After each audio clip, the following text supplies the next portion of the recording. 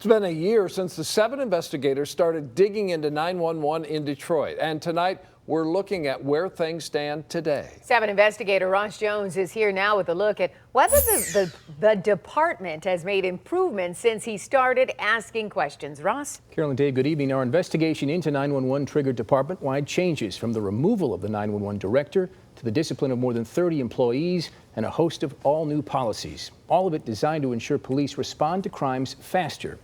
Here's where we stand today. Detroit 911, what is the address of the emergency? She had a black eye that punched her in the face. They took hours to get here. I'm not okay with being on hold when I call 911.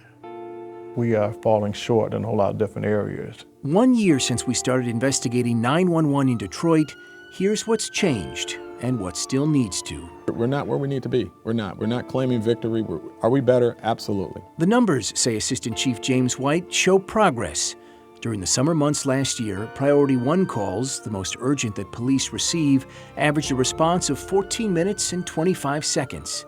But during the same period this year, the average response time fell by nearly 30 seconds. So certainly 30 seconds can be the difference between life and death. That's the good news. The bad news, from June through September of this year, more than 2,300 Priority 1 calls had response times of 30 minutes or more, an increase of 27% since last year.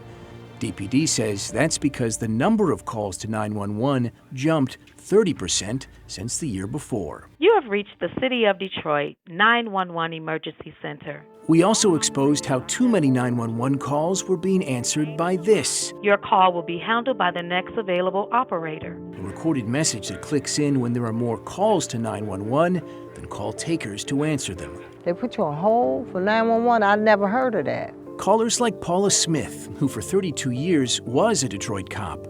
She called 911 this summer after being woken up by the sound of gunfire from the apartment building next door. I waited and I waited, and I looked at the time on my clock. I just hung up, turned over, and went back to sleep.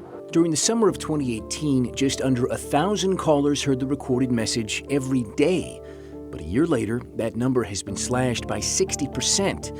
It happened, White says, by completely reorganizing DPD's 911 call center, from a new captain to hiring more call takers, scheduling staff during peak hours, even reducing their daily breaks.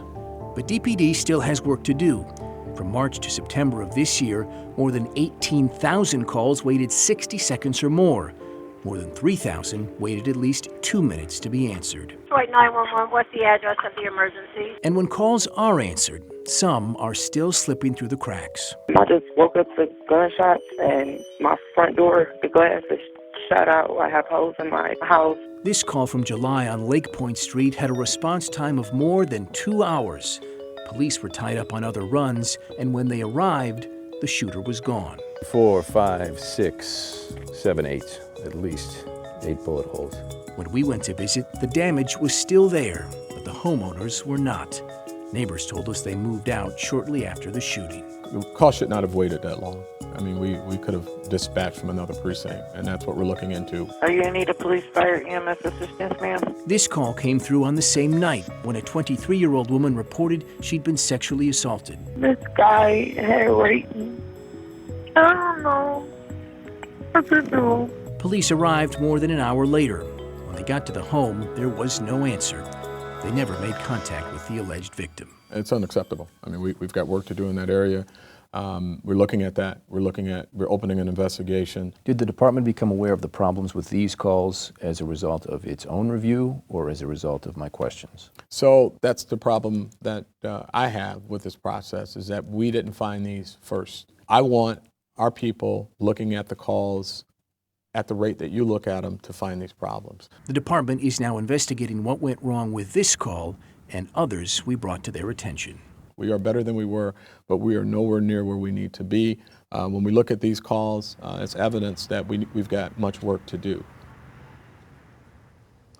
Of course, what would make the biggest impact, say those in and outside of law enforcement, more boots on the ground. But the size of Detroit's police force has been falling for years and years. And until that turns around, DPD will be forced to try to do more with less. But your reports are certainly making them look and making them pay attention. We are certainly shining a bright light on the problems. They are responding to those problems. and some progress is certainly being made. And any progress is welcome, but as you say, much more work needs to be done. We need more cops. More resources, absolutely. Good Ross, job, thank Ross. you.